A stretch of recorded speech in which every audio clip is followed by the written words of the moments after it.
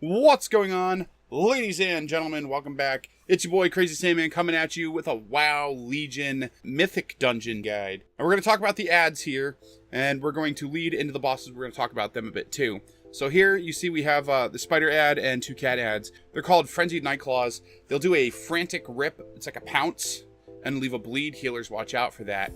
The other guy, this is the spider. Spider will leave a poison. They're called Dreadsoul Poisoners. They leave a toxin on a random player, which can either be healed through or dispelled. These owls that you see on the screen here are called Mind Shattered Screechers. They'll attack random players with this ability called Unnerving Screech, which will disorient the player for 4 seconds. It's really not that big of a deal. As you see here, it's pretty simple. It's pull everything into a circle, beat it to death with AoEs. Healers, do their dispels when they have to, heal when they need to. This next thing you see coming up here, these things are problems. These are Darkheart Grizzlies. They damage all players in front of it with this ability called Festering Swipe, and they deal moderate damage to the whole party with this ability called Maddening Roar. Maddening Roar will hit everybody and then increases the damage of further Maddening Roars. Basically what the tank wants to do is just face these things away from the party. So here in a little bit, there's a fight. We're going to fight 2 of these grizzly bears. That fight is the worst fight in the whole X-Pack. Another thing they'll do is they'll summon those ads that really don't do much of anything, I guess. Coming up here, we're going to fight these 2 elves right here. It's very simple. They are Dreadsoul Ruiners. They will debuff targets with this ability called Despair, dealing moderate damage and leaves a healing reduction debuff on them that can be dispelled or interrupted, as well as doing this stupid Star Call knockoff lookalike thing. Just basically stay out of the purple swirls. In this fight, we're dealing with, what's that? We got a Ruiner there and a couple of Crazed Razorbeaks. Crazed Razorbeaks will charge forward with his ability called Propelling Charge. That does damage and stuns people struck by it. Basically, tank, you're just going to face him away from the party. As far as ads go for this section, that's basically it. We're going to fight our way down this hallway here. Fast forward through fighting down this hallway. It's all the same stuff that we've already covered in this, first 3 minutes of the video. And then we're going to get back to the twin bear fight, which I'm going to slow down so you guys can see. It really, really sucks.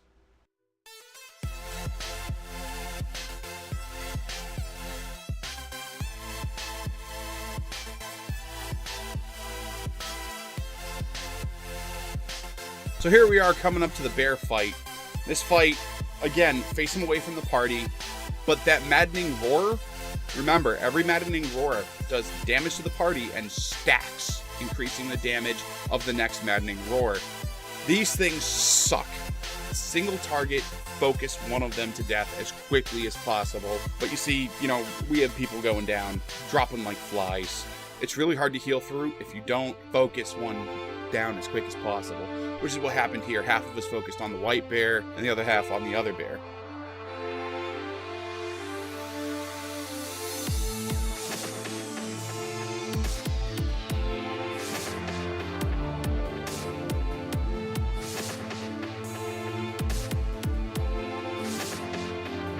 Here we are coming up into the first boss. This first boss is EasyPeasy, alright? He's going to have a couple of different forms. The first is the form he's in now. This is his caster form. In his caster form, he's going to set off an ability, Nightfall is what it is. He's going to summon Nightfall, which puts these red thorny patches on the ground. Basically, you're going to stay out of it. It's going to go on 2 separate people randomly. And basically, it's simple. Stay out of it, and as the fight progresses, try not to get knocked into it.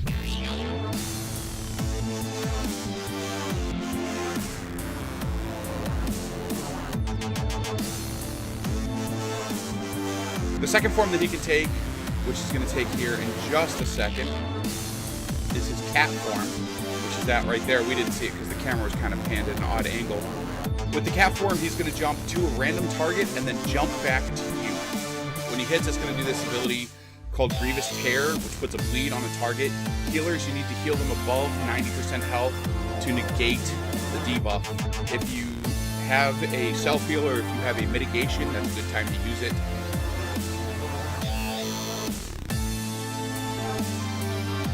The next form that he takes, you'll see here in just a second. We already saw it once. We'll see it again here in a second where he...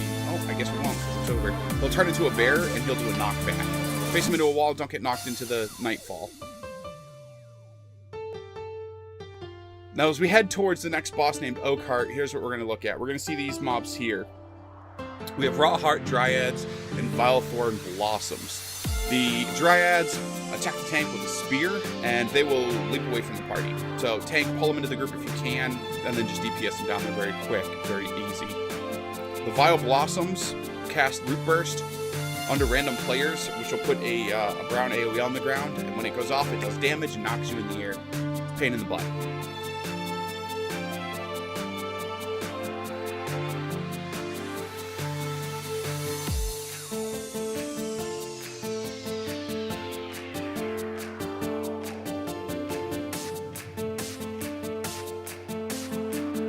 The other guy you'll see over here is a Rotheart Keeper. He's the big guy. Rotheart Keepers summon Vile Mushrooms, which will detonate and deal heavy damage to nearby players when disturbed, so just stay away from them. The mushrooms will heal the ads, as you see here. Basically, as a tank, just grab them, move them away from the mushrooms if you can. You'll see a whole bunch of them get pulled into a group, and then they'll get stunned right on top of the mushroom. It's murder.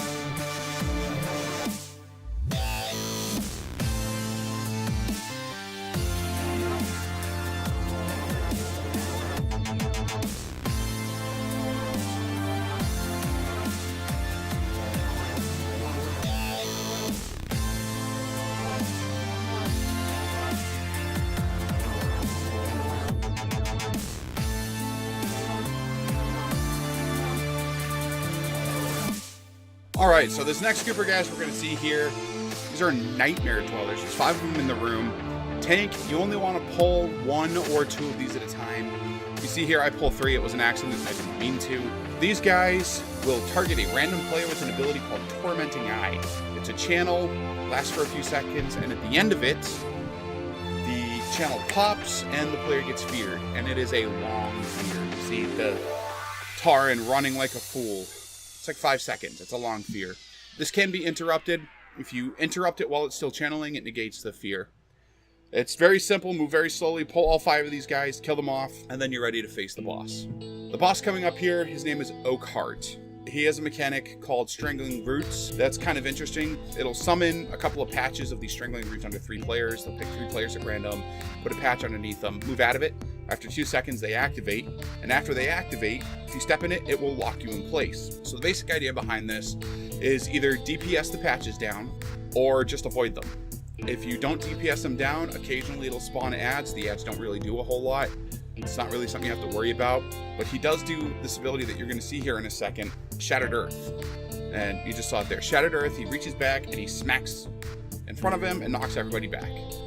Don't get knocked back into Strangling Roots if you're the tank. Basically, it's a very simple fight. Tank and spank. When he uses Nightmare Breath, use your defensive cooldowns if you have to. You see, I didn't really have to. This ability here, this ability sucks. This is Crushing Grip. He will reach down, he will grab the tank, he will call out a player, and he'll crush the tank for 3 or 4 seconds, and then throw them at the player he called out. And it does a ton of damage. So healers, be ready to pop your cooldown heals when this happens. It'll only happen 2 or 3 times during the fight. Be ready for it, basically, is what it comes down to. You see on the second one that he's about to do here, my Vampiric Blood is up, so I pop it to give myself the bonus health, and so that the healers, non-cooldown heals, do a little bit of extra healing to keep me up. See, he got it off twice this fight. This is not a hard fight, it's a tank and spank. The next set of ads that we're going to go through here, leading up to the next fight, we're going to go and we're going to pull these little oozes. These are hate spawn slimes. When they die, they detonate with an ability called Dread Burst, dealing minor shadow damage to players within a few yards. It does a lot of damage if they all go off at once. Healer, keep the tank topped up.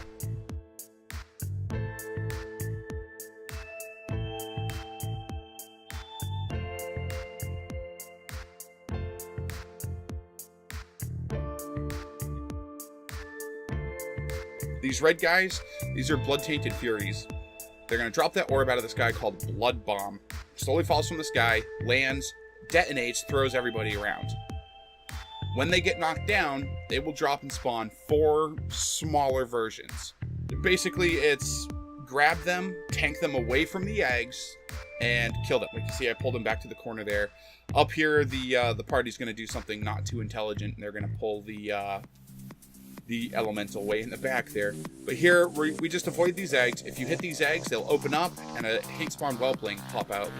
They don't really do a whole lot of damage. They don't really do a whole lot of anything except for slow down your DPS to get to the boss. They will slow down the fight to get to him, and it's a pain in the butt.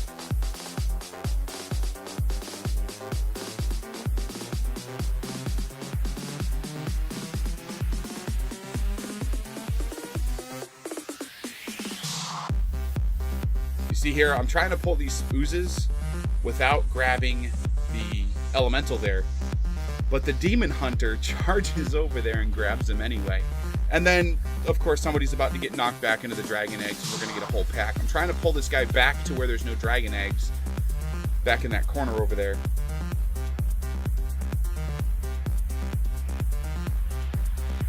This is kind of like the, oh shit, you screwed up move, pull him back to this pad.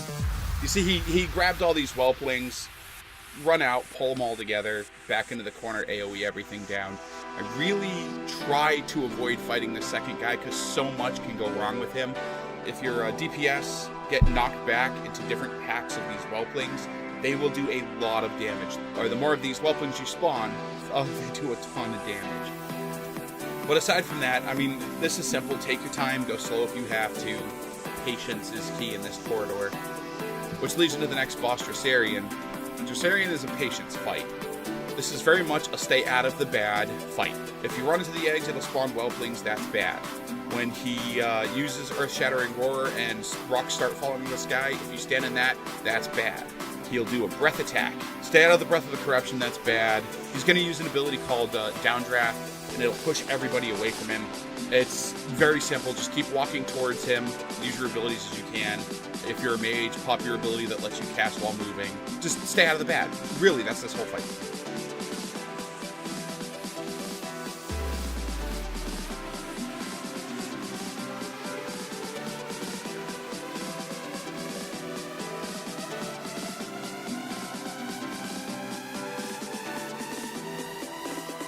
You see here, and towards the end of the fight, I'm going to get hit by Breath of Corruption, but for me, it doesn't really do a whole lot of damage because between my passive self-healing and the heals coming from our paladin friend here, really Breath of Corruption, just for the second I was in it, doesn't do enough damage. So the next mobs that we're going to see are headed towards the last boss, the Shade of Xavier. You'll see the Taintheart Summoner here, and then these imps will cast firebolts at random targets, and they'll occasionally debuff a non-tank target with an ability called Dread Inferno. Dread Inferno should be interrupted. If you have an interrupt available, interrupt it. They usually don't live long enough to have it actually go off, but when it goes off, it's very bad. If you have it, run away from the party.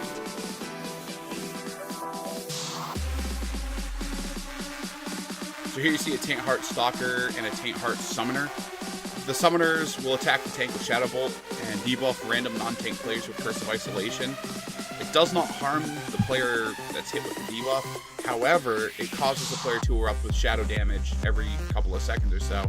The damage is moderate, but still just the same. If you get it, run away.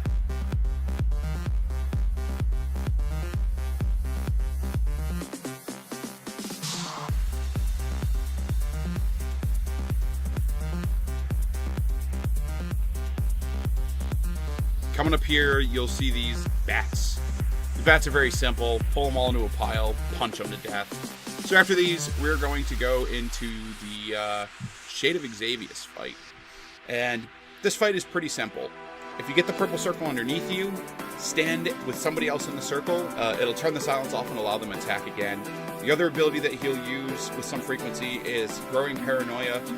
If you stay around the rest of the party, if you stay near another player, it'll trigger Overwhelming Terror. When Overwhelming Terror triggers, people within its range are feared. Fear in this fight means death more often than not. Another thing to watch out for is he'll throw Nightmare Bolts at random players, dealing unavoidable shadow damage. Healers be ready for that. He'll also do an ability called Feed on the Weak. If you get targeted by it, pop the cooldown if you have it. Healers, be ready for that.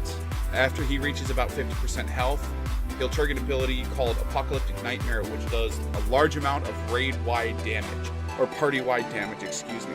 Healer, be ready for that. After that, you'll see purple circles on the ground again. Apocalyptic Fires is what it's called, falling from the sky. Stay out of it. It's very simple. Player struck by Apocalyptic Fire will take moderate damage, and healers really be very careful because he will occasionally stack Feed on the Weak with Nightmare Bolt and Apocalyptic Nightmare and Apocalyptic Fire all on the same target, and if that target's a tank and the tank goes down, everyone's going to die. So just, you know, be careful of that, be wary of that. And that's basically the whole dungeon, guys. This is easy. I mean, it's so easy, caveman can do it, right? Alrighty, guys, I hope you enjoyed it. If you liked the video, hit the thumbs up button below. If you didn't like the video, hit the thumbs down. But if you leave a thumbs down, please take the 2 seconds out of your day. Hit the comment section. Let me know why you didn't like it. Alright? Thanks for checking it out. I hope this was helpful to you. Is where I'm going with this. Thanks for hanging out. Like, comment, subscribe, and I'll see you guys in the next one.